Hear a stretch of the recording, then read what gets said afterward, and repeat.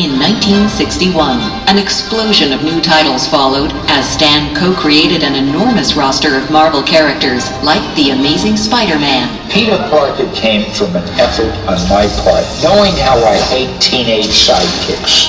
I said, why not have a teenager who's a hero?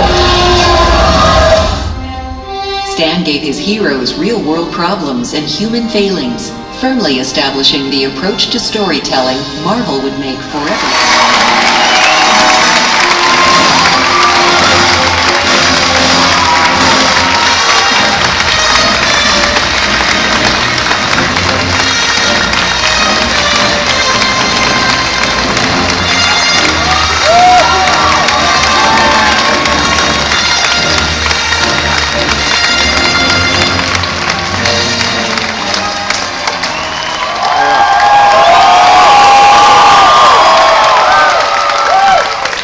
Been known as a man of few words, but I've got to say, I was so thrilled to see that testimonial to Jack Kirby.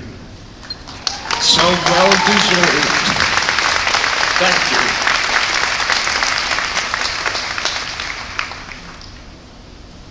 you. I'll go back a few years to a teenage boy, not even a teenager, a kid around 8 or 10, who loved to read everything he could get his hands on.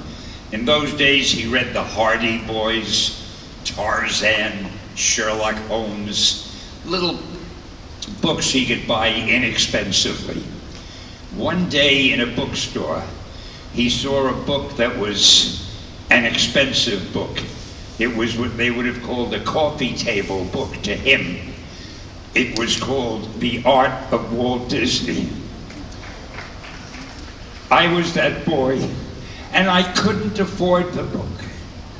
And it drove me crazy. I wanted that book so badly. I saved my pennies, and after a few months, I bought The Art of Walt Disney. I loved that book so. I loved Walt Disney so. To me, he was more than a man. He was an inspiration. He was something to reach for, to be like him. And to think that today, I'm standing here in the house that Disney built, and we've paid tribute to Jack. And now we're talking about all the things of Disney's. It is so thrilling, I can't tell you. And I thank you all, and I thank you, Bob, for having me. And of course, I can't leave without saying, Excelsior!